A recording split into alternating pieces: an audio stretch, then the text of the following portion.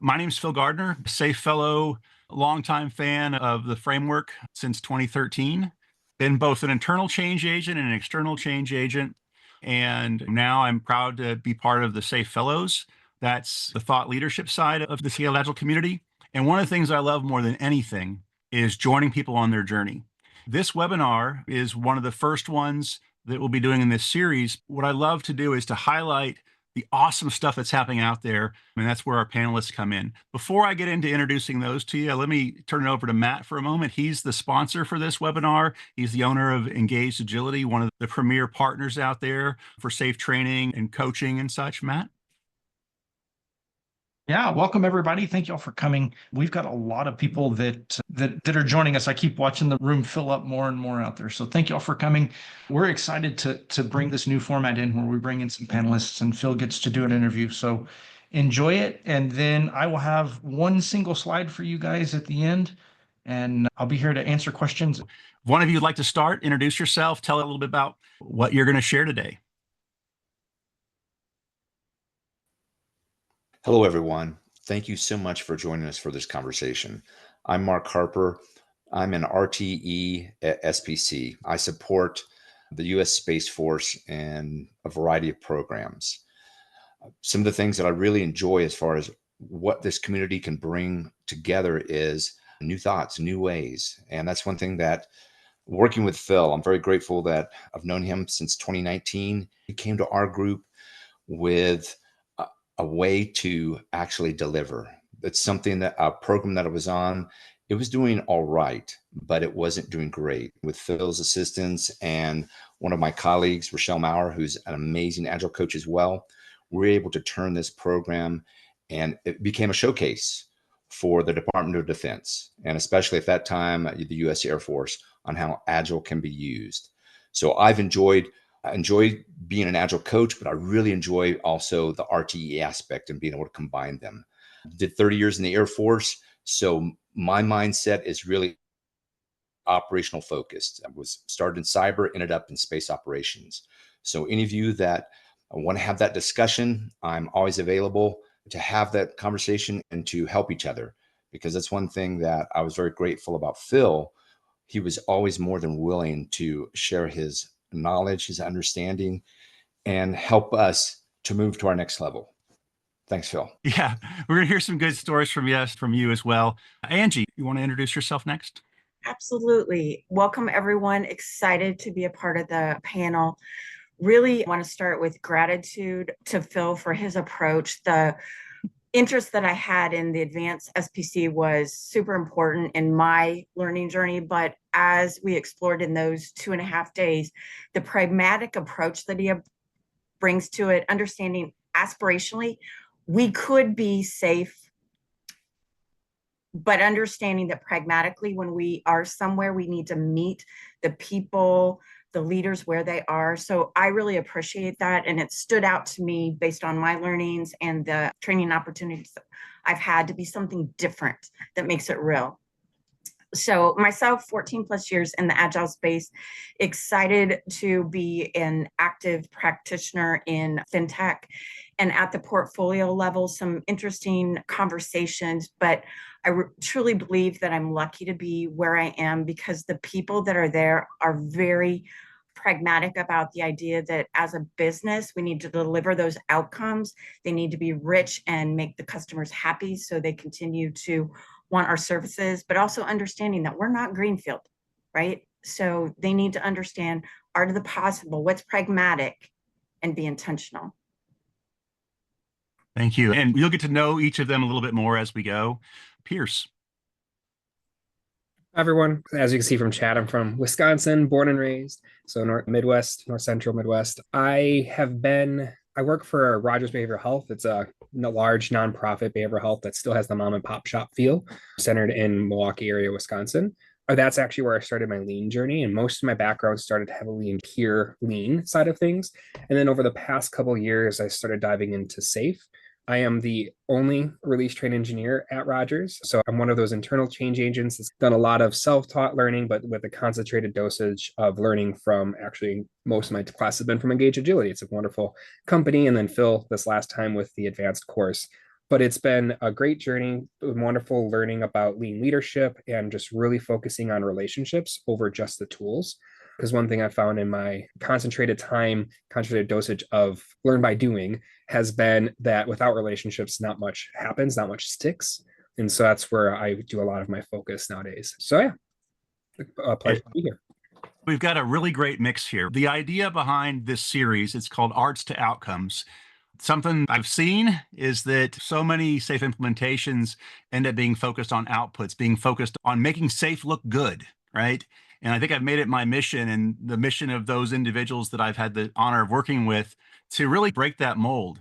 I've worked with Les, I've worked with Nexus, I've worked with Scrum at Scale, and what makes one of them work makes all of them work. What makes one of them not work is the same thing. So when I see these things about, oh, this is better than that, at the end of the day, it's all the same thing. And so this idea behind this series, and there's going to be some blogs and more webinars, is how do you move from this idea of SAFe is about arts into SAFe is about outcomes, right? Mission outcomes, business outcomes.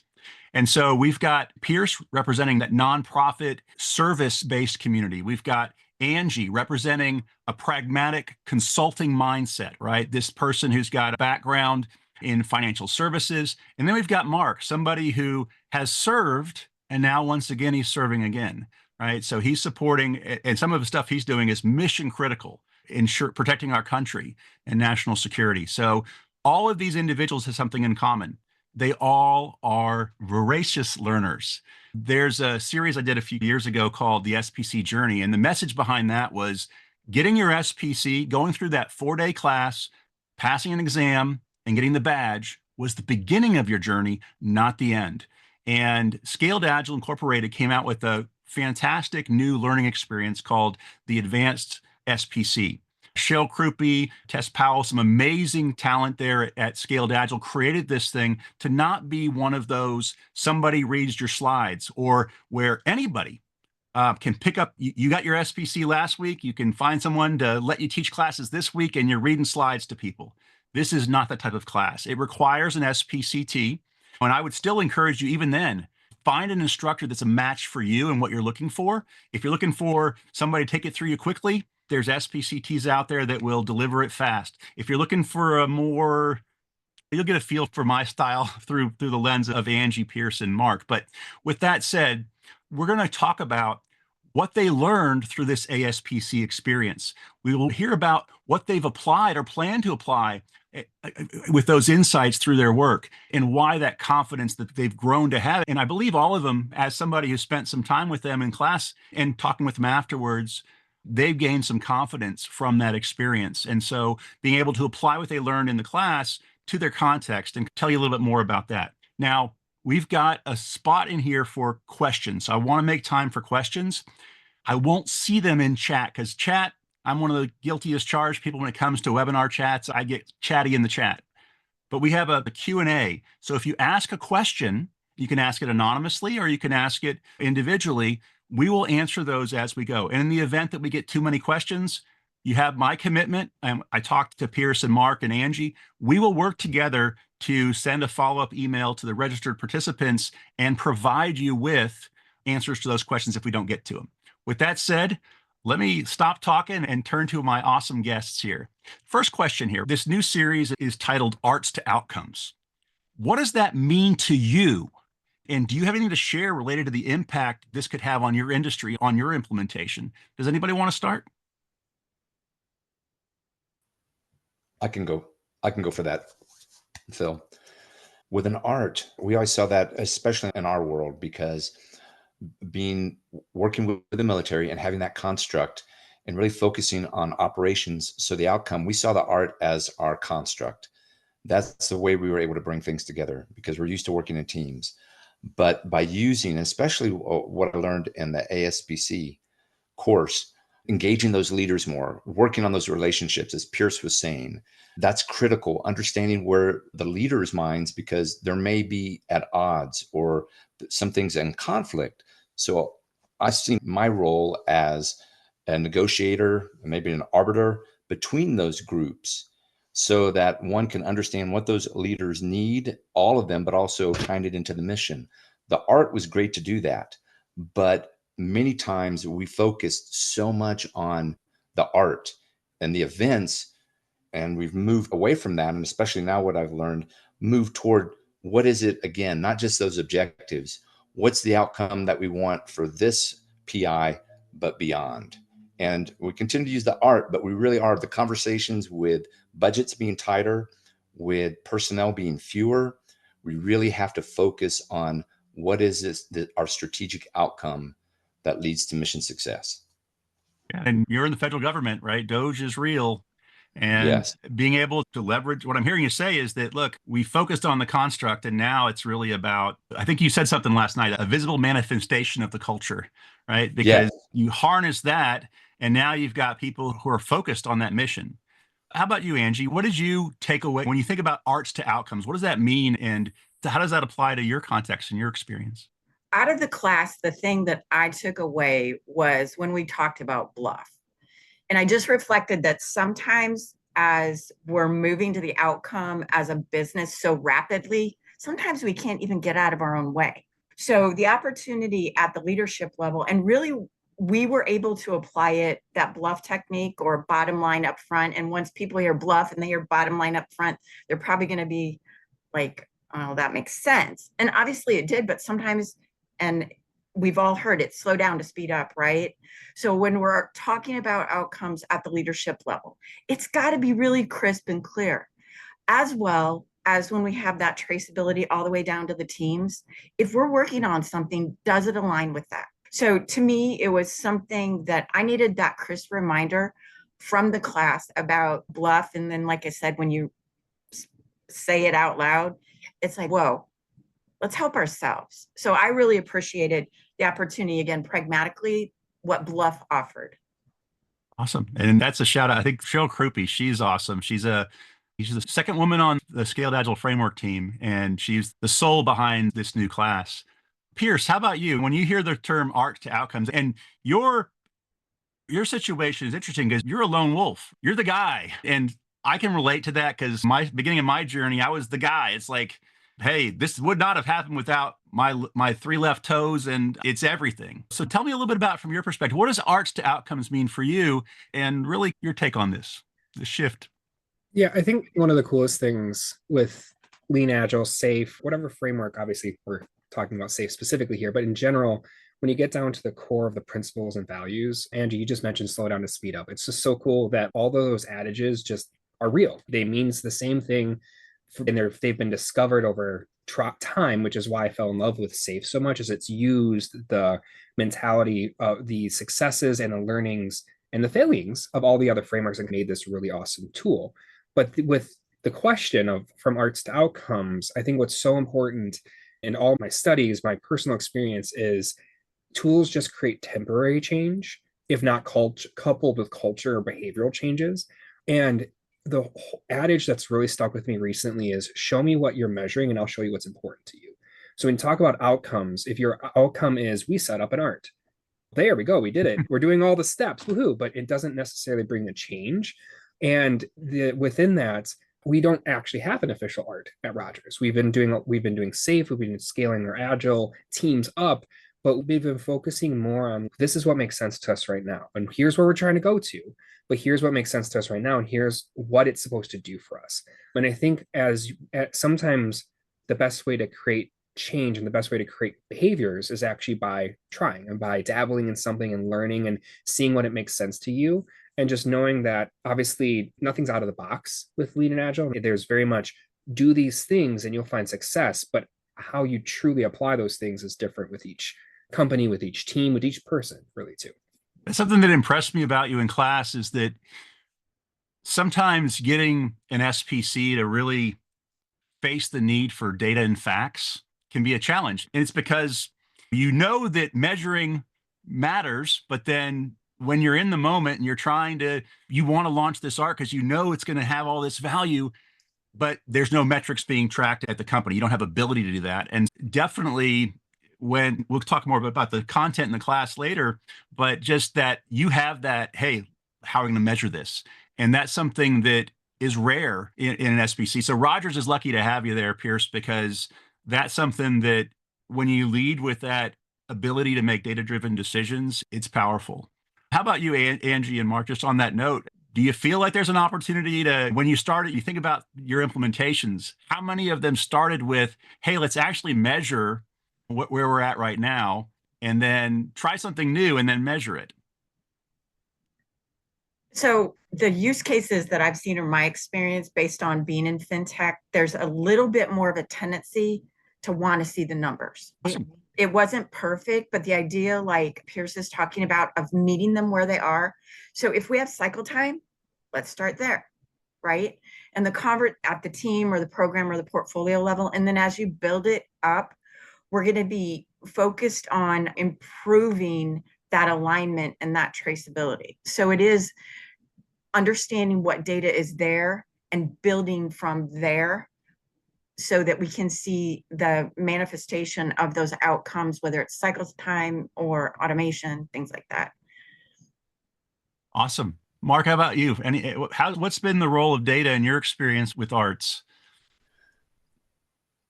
The biggest challenge that we found as far as using data was that it was clean.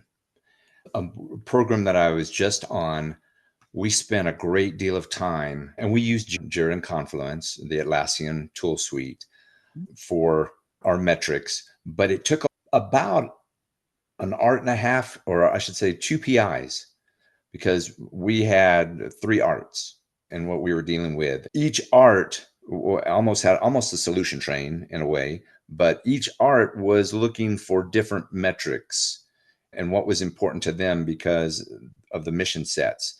So I would say very important, get the tool, have the folks trained to understand how to use the tool, because we spent so much time cleaning up the information. But the metrics, once we did get them, they were invaluable for us to understand flow, where those impediments were where we were at times creating our own blockers, and working with the government, being able to go to them with actual data that they were participating in and a part of, adding to it to go, hey, yes, we have some responsibility here. You have some responsibility. Having that data and it being trusted, and then the metrics, it wasn't me saying it. It was, hey, this is our tool together, and we can see where we need to make improvements. So if anything, I would say when you're starting this, whether it's an art or a tram, a smaller version, make sure, 1, the tooling, 2, the training, 3, of course, that we all are speaking the same language and lexicon to speed things along. One of the things that struck me about you, Angie, that this, in my opinion, you stand out from many of the SPCs I've encountered, is your pragmatic approach, right? For you, outcomes are the North Star, right? That idea of value delivery. There's a term, get stuff done. And there's people that you meet that the GSD is strong in them. The Gaishido is strong. And you definitely struck me as one of those individuals. So I want to ask you this as we move to this next question. And by the way, if you have questions as we're talking, if something sparks your interest in the audience, please put it in the Q&A. We have plenty of time to answer questions, and I'd love to ask questions that you think of, not just the ones that we've thought of. So with that said, until something pops in, oh, we got one here. Definitely, Mr. Robertson, we'll definitely get to that in just a second. In fact, I'll say this. First off, congratulations. The 3 of you are among the first ASPCs out there, the Advanced SPC certification. Right now, it is something that a lot of people haven't heard about, but being able to differentiate between SPCs that understand the knowledge, right? They've been exposed to here's what SAFe says, and SPCs that have the soft skills and some of the insights that allow them to actually achieve success, to achieve measurable business outcomes through leveraging, through wielding the framework. And I like to say wielding the framework because it's different in all these different contexts. But as you've gone through the advanced SPC path, right, give me what's 1 or 2 insights, and we'll talk about each of the modules here in a few minutes, so you don't need to go too deep, but at a high level, what's that first thing that popped out? A couple of insights from experiences from taking it. So imagine if someone's thinking about, hey, why would I take that class? Share a couple things that you definitely took away from it. And let's start with the pragmatic approach. Angie. The heightened awareness that the workshop, the fishbowl that we did, that heightened awareness when I assumed a role of one of those C-suite, the intensity that goes into some of those conversations to have the outcomes. So a deeper understanding of where they're coming from, and sometimes why they're in that position, not in the position itself, but that position or that stance as they're in those conversations. That was reality to me. Absolutely.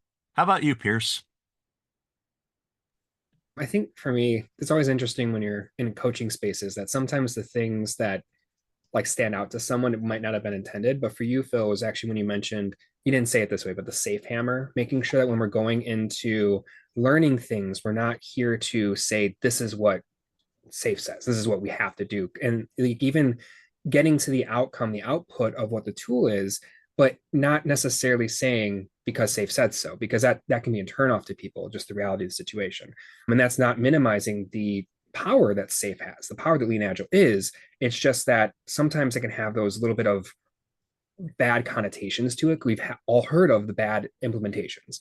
And so again, just with this whole premise of this webinar, focusing only on the tool, focusing only on that path eliminates the why. And that's what's thinking of the golden circle from Simon Sinek and those things. Starting with the why is so important. And I think what was really cool with this course is it really did focus on wisdom versus knowledge. So just really trying to understand how to apply things, how to, as Angie just called out, like having a lot of like the lab, the role playing, let's actually apply this versus just use the tool that you know. Because hopefully by that point, having the SPC, you should know most of the tools. It's just a matter of applying them in new different ways. I think the course did a really good job. Well said. SAFe hammer. I haven't said it that way, but it makes me think of the adage, when you have a hammer, everything looks like a nail. Said. How about you, Mark? What are a couple of your key insights from the course, from that experience, even from the learning experience? Angie and Pierce hit on really the high levels, and where I go back to relationships, because especially having moved to a new program recently, understanding the leaders' perspectives, and not just from a contractor view, but from the government. So being reminded, okay, if we're going to achieve success, operational success, let's bring, and that's something that's difficult to do at times, bring everyone together and to have the conversation, because many of you that do work contracts, sometimes it's adversarial and sometimes it's very collegial, and there'll be those different points. So again, I like the way Pierce put it, the wisdom, bringing forth the wisdom instead of just either the theory or just being so practical about it. Let's understand what each is trying to do, where there's that intersection, and build from there. So that's the one thing, even though I've worked in that space, this took it to that next strategic level of really dealing with those senior commanders, those senior civilians, and then also the different directors of these programs to align them. And that was the biggest thing that I saw the benefit right now, was by having these conversations, by making it a comfortable space, we were able to create alignment in certain areas, and we're seeing greater alignment where there has been dysfunction in the past. And that's since you took the class. Yes, most definitely. So, I mean, we're speaking Angie's language now, the get stuff done, right? And we got a question here, right? So I know my answer to this one, but Mark, are you seeing SAFe being beneficial in the US government? It seems like a huge challenge. See this smile on my face? We've got somebody in chat. If you're in the government and you launched an art a while ago, put in chat what PI planning you just did last week, so they can know that it not only does it work in the government, but there's some implementations out there that have been, oh, wait, look at that. PI 28. That's for the 558 out of Tinker Air Force Base. Just a shout out to Excellent. Megan Butler. You're going to see her on one of these. I'm going to be interviewing her because I'll come back to our topic here, but I just want to say this. Imagine trying to launch an art in the early days of government. Scale Out doesn't have a lot of extra materials on what safe government is. You have no coaches. You have no contractors, nobody to help you. It is just civil servants, military personnel with a critical mission. Can you imagine the grit and grace it takes to be able to get to PI 28? My take is absolutely it works. And I'm going to turn over to Mark because it was targeted at him. So Mark, tell us about, can SAFe work in the government? Yes, it can. It really does. But it goes back to that conversation. And in the beginning, getting the leaders together. We know they know what they're trying to accomplish. And many things go at the speed of government. With Agile, we can actually speed that up. We're talking to the operators. I'll just use one group. We're talking to the operators. They're providing input to the product management, the government product management. We have our product owners. We're having our syncs, our art syncs, and having this conversation. As Megan, I would say, with PI 28 understands, you have that a little bit of pre-PI planning. What's coming forward next? Okay, we've got it laid out. But when we go into our actual plan, the conversations, the relationships, the friendships that are built there, that it's no longer, at least for us, contractor and government, it's actually, we are badgeless and we're a single badge and we're working toward mission success. So the challenges, yes, there are, all of us know that have done this, there is an administrative price to pay. But once you get that moving forward, you have people speaking the same language, there is a lot less, I hate to say it, conversations, because we know each other. We know where we're going and we're moving that along. And I know one of our groups, I won't say what contract it was, I know one of our government mission owners said for our demos, these are the best demos that I've seen in, I think, 3 years. And it's because the conversation was there. We had our fast feedback. We adjusted. We had our syncs and we delivered. And then we adjusted again. And I think it's moving across very well as far as being able to deliver on time or even ahead of schedule. Yeah, that's awesome. We were talking about getting stuff done, right? Getting more stuff done. That's your language. Angie, can you give me an example of something from the ASPC course that you've already applied in your context? What actions did the class experience inspire you to take? What have you done with what you learned? Pragmatically, over the past 4 weeks, is really harness what you were inspiring, transparency and alignment to inform trade-off discussions at any level. So just that idea, again, let's bring it back to this thing, whatever it is, transparency. We don't have to agree, right? And we're aligned, so that will inform trade-off discussions. And typically for our C-suite or our leaders, because we're aligned and we're not surprising them, it becomes a less complex trade-off conversation. Not easy, but less complex. So to me, it was just harnessing, again, that pragmatic or that central of what are we doing, right? Again, we don't have to agree, but transparent alignment to inform the trade-off. So that's what I was able to take away and apply very rapidly in crisper conversations.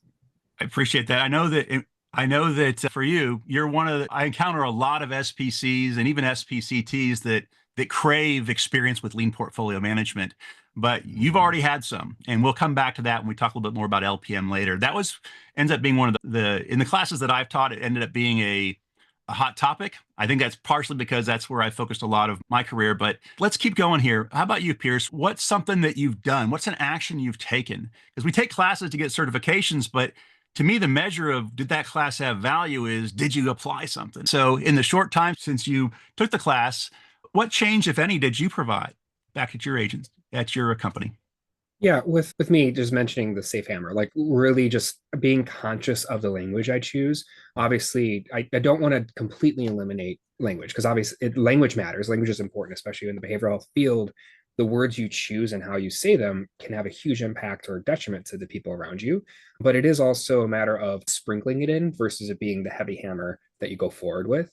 And that context in that from the actual course was the different frameworks and thinking and ways to engage different leaders, like kind of I think it was Westbrook's, the different ways, Westrom's, thank you, the different ways of thinking that leaders have and how you can actually meet them where they're at a little bit easier and better.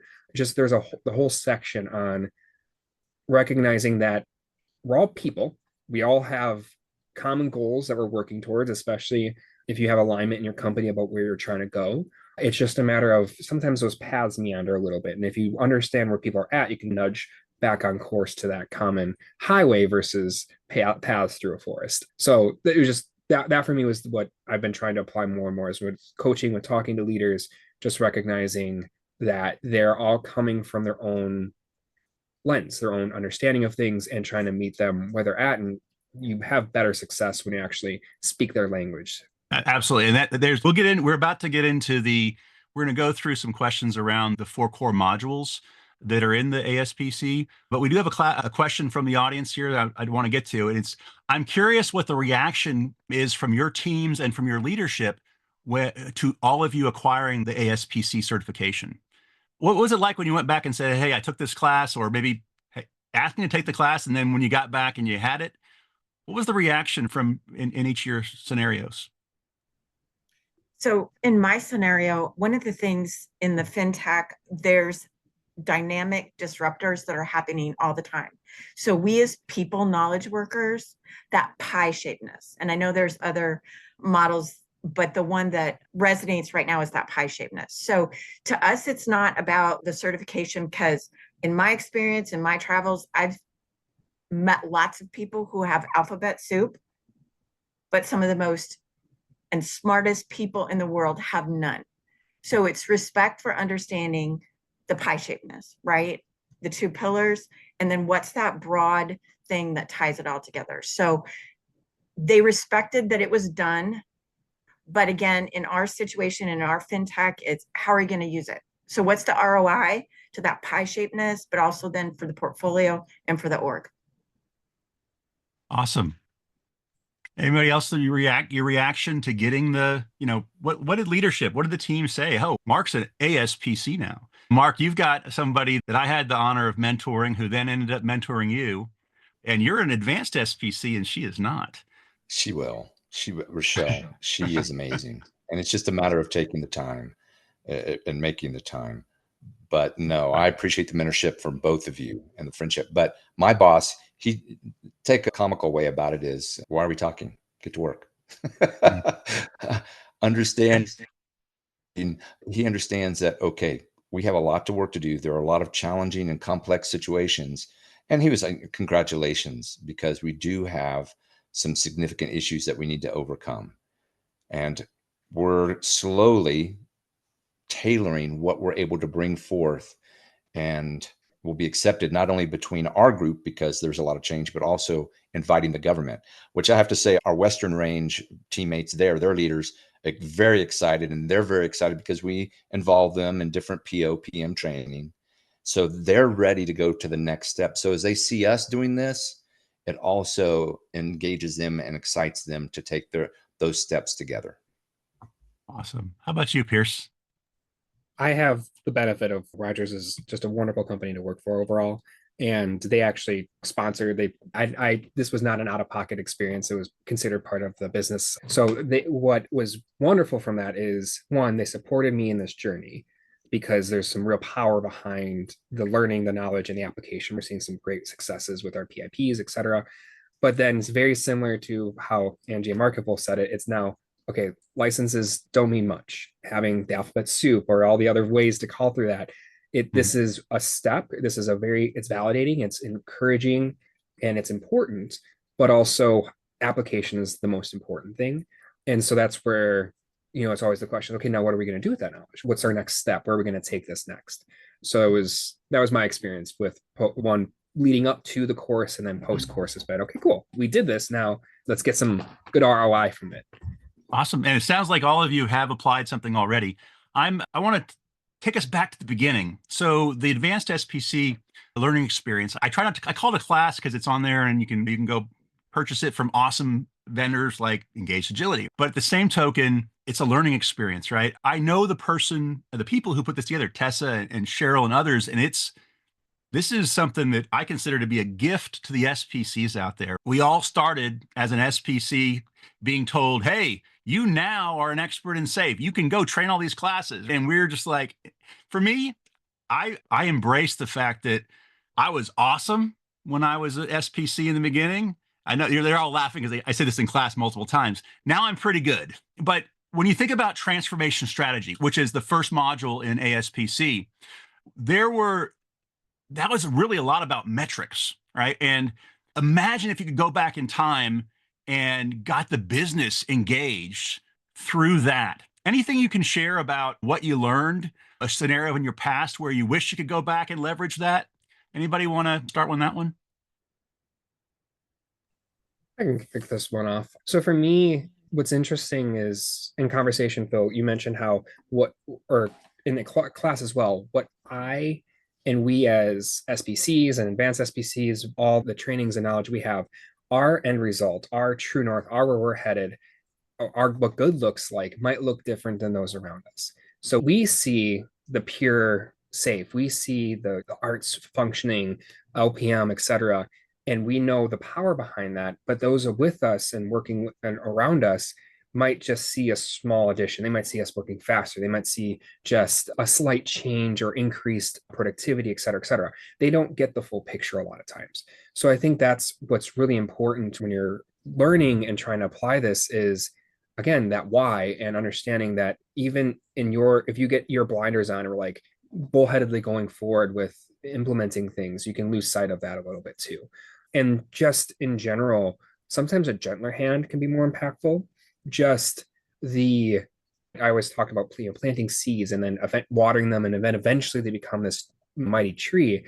That tree doesn't come overnight. So you can plant a seed 10 months ago, and then all of a sudden, when you've talked to that person, they harken back to, hey, something stuck. It's awesome. But sometimes that is the most important part about transformation is it's a marathon. It's not a sprint.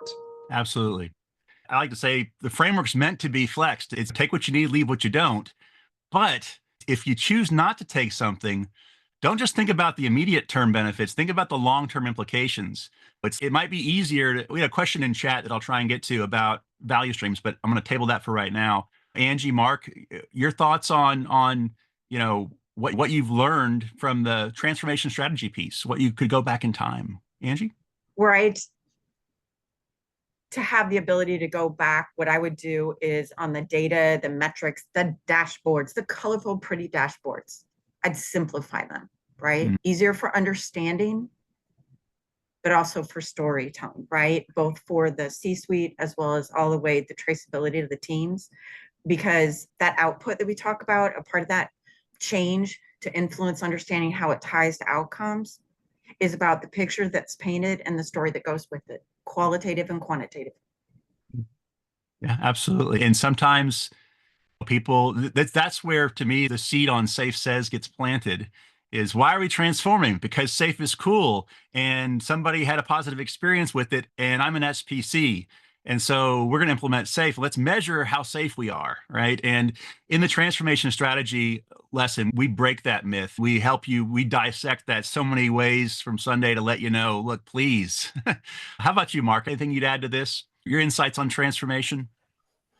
One thing, I'm with Angie on this one, as far as one thing that I would do different, and now looking toward the future, we'll do differently, is having some prototypes with the information, with some data, because our customers do like to see dashboards and pretty pictures and see how quickly that we can move and do comparisons, not comparisons in a negative way, but comparison of how that group is improving, but also to generate that excitement within the team, within the art of, here's the realm of the possible, and let's surpass that and get people excited on that piece. So that's where I would go, is I would be a little bit better prepared in the beginning with the leaders to be able to present this. One, yes, as Pierce said, this is the why, but also here's some of the how, because the teams are very engaged in making the magic of how are we going to do this.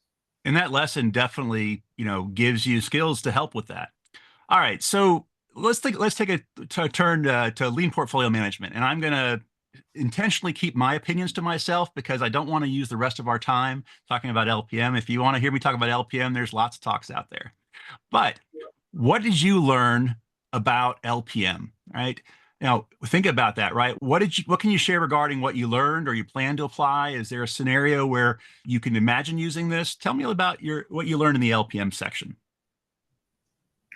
What I learned and had validated was the C-suite buy-in, right? Mm-hmm. Failure or not. And I've had engagements where it's failed.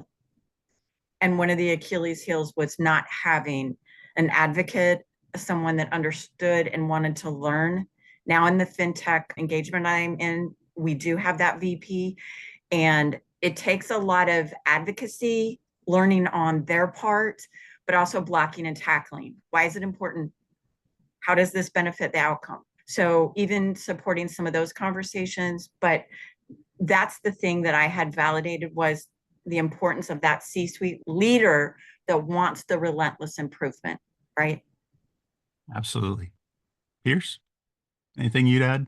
Yeah, my common theme is it's about the why and the outcome, not just the tool or checklist. And I think we all want lean portfolio management. It's one of those like shiny pennies that like this is the thing. This will help in so many ways. That's why we scale in many ways, is to have that common portfolio vision and direction. So outside of that, the thing that I've really learned within elite portfolio management is you need a support system. Change is hard. And when it comes to the big changes like how people do strategy and how you actually do strategy, it is very important, whether it's your scrum masters near you, whether it's other release train engineers, whether it's other SPCs, et cetera, et cetera, et cetera. You need someone that can also recognize the goods and the bads of the struggle you're going through and help provide some guidance or just a shoulder to cry on when you need it sometimes. But hopefully overall it's not going that poorly, but we've all been there. But yeah, that would just be the big thing I learned from this outside of the tools and the other ways of going about it, was that change is hard. And this is one of the big changes for a lot of companies. And it's interesting. Nobody talked about portfolio Kanbans and things like that, right? To clarify, in the advanced SPC class, the LPM lesson is not LPM 101. I love it when I teach a public LPM class and I have SPCs in there. I've literally taught classes where the entire class was SPCs, because you can go out there and you can teach the LPM class without having any experience in LPM, without ever having taken it. Even if you're an SPCT, there's nothing that guarantees you've got real world experience with LPM, because it doesn't fall into everybody's lap. And the LPM lesson really talks about how to prepare you as an SPC to have those conversations, to be able to engage those leaders with their language. We had a question in chat. I'd like to know how LPM was implemented. Was LPM training conducted? Was it implemented according to the textbook? No, I would say in the class, no. Now, I will tell you that I've actually never implemented according to the textbook myself. So that's a whole separate topic. You talk about meet people where they are and incremental change. You see the heads nodding from the panel here? So if we have some time at the end, we can come back around to LPM. I want to talk about engaging executives. We've heard that language in here a little bit, right? We have a lesson that's really about engaging executives. We end the LPM lesson with something called a fishbowl, where we basically put people in the hot seat and we go through and they practice how they would actually talk to these executives in these scenarios related to LPM. And it's awesome for me. And I know if Cheryl ever listens to this, I know she designed that activity, and it's very valuable because, well, two things. One, it's an amazing activity, but two, if you can create the feel of a cohort in your class, it is so powerful. And that's something that's important to me in this class more than any others. Is I spent an extra hour or even longer on the first day building trust between the participants, because you've got to know that they've got your back, because we're going to get vulnerable, we're going to get raw. Which, speaking of executives, anything anybody want to chime in on that engaging executives module? I loved it. I love the fishbowl. What it made me realize, both for myself as an SPC or a change agent, as well as the executive, the idea of being comfortable with uncomfortable, comfortable with uncomfortable, right? It takes a lot on everybody's part. Absolutely. Well, Anybody Phil, else? I'll bring ahead, up our Andy, as far as an executive and a leader who very well wanted to improve things. But also, I think that there were subordinate leaders that had other ideas and the direction. So it took a strong leader, but also one that understood his people, that used reason, intelligence, but also was able to say, give me a little time and we can show you the result of this. And then I guess you could say history speaks for itself now of where that was taken and how well we were able to move forward. But it did take engaging that most senior leader to hey guys, gals, let's level set this. I know right now we come to the present and we have another senior leader that we're having conversations on this because he is seeing the same thing. He goes, I want this across my portfolio. I understand it's challenging, it's difficult. So we're starting different programs and the ground level to bring this thing forward. But Phil, you're very correct. And my panelist buddies here are saying that it really does take engagement with that leader and for them to be able to speak and be able to speak with trust and credibility. Absolutely. Pierce, how about you?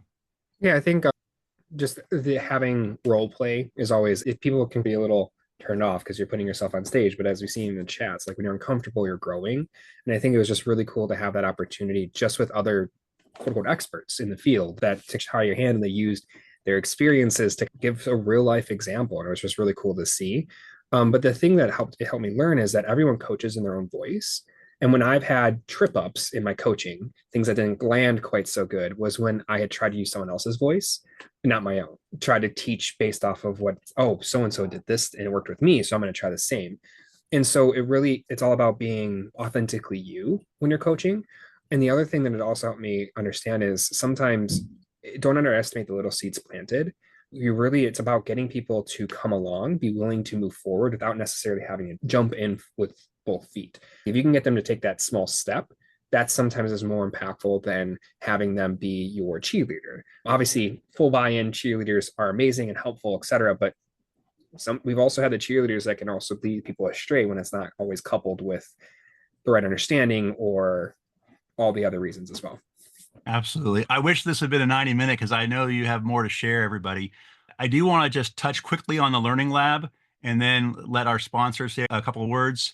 The Learning Lab, just give me one sentence on what the Learning Lab meant for you at the end of the learning experience. Learn by doing is best. So having an actual chance to do it is great. He summed it up well. Nothing to add. Okay. Yeah, I was thinking about this. I don't want to walk you through everything in the class because I hope you have a good enough feel for it now. With that said, there's a lot of things out there. And if you're an SPC who wants to up your game, love to have you in my class. Matt, do you want to talk a little bit about what's next? And by the way, if you have questions, the panelists are going to put their LinkedIn and such inside the chat. So if you want to connect, feel free, build your network, and I'll do the same. So I promise the things that I will say will not take more than the 3 minutes that we have left. They're quick and short, and a couple of them are things that are appropriate to things that were talked about in the webinar here that you guys can go back and look at. One thing that I noticed is at the beginning, we just assumed everybody knew what the Advanced SPC was all about. And I think most of us do, but just in case, and I'll send out these slides. We did a webinar about 2 months ago on the Advanced SPC explaining what some of the modules are. So if you're interested in taking a little bit of a deeper look into what those modules plus the Learning Lab is about, you can watch that full-length webinar. We also took snippets from that webinar and created an overview that also gives the super basic information about those. The next link on here is about our upcoming classes. I want to talk about one of them in particular. You can see our full calendar out there and the calendar will grow, but the one that we have upcoming on June 2nd, which is about a month away, we're running a little test with it. We think it's really cool to be able to come and learn these advanced topics, but what if you had one of the experts that could teach the whole class, but they selected just their module that they want to teach. So for instance, Phil is our resident geek on LPM. Phil, sorry if geek is not a good word for you. I like it though, but he really enjoys teaching stuff about LPM. So Phil is going to teach our LPM module. Randy is teaching the relentless improvement model because he has a lot of techniques around the ideas of relentless improvement. We've got Martin who's teaching a section, and then Russell's teaching a section as well. So you'll have 4 different instructors teaching the stuff that they are really passionate about. And we think it should be a whole lot of fun to do that. That one's on June 2nd. And then Phil mentioned the idea of having a cohort. We're going to set it up where it goes over 5 weeks, and it'll be 1 module per week. But then on each module, rather than taking about the 4 to 5 hours that the module should normally take, we're going to set up a 6-hour class per day. And it's going to include a little bit of a deeper dive. One of the biggest pieces of feedback that we've gotten from every one of the advanced SPC classes that we've run is we really love the stories and the discussions. So we're carving out more time to allow more stories and more discussions. And then finally, on that cohort model, you'll see the link here. There's a survey that we've got kind of looking to see what would your preferences around that cohort be. So please fill that out if you don't mind. And then the last one is we really do appreciate everyone coming. And if you decide to take one of our classes, use the code ENGAGED100 for $100 off the price. And we hope to see you all there. Phil, Thanks, wrap us everybody. up. This was awesome to highlight 3 awesome advanced SPCs. I'll have to get used to saying that. Personally, the cohort model is something that I'm very passionate about, so please do take that survey. Reach out if you have questions. And thank you all. Look forward to seeing new guests on another episode. So, thanks, everybody. And thank you all. Everyone. Thanks, Phil. Thanks, everyone. Have a great day.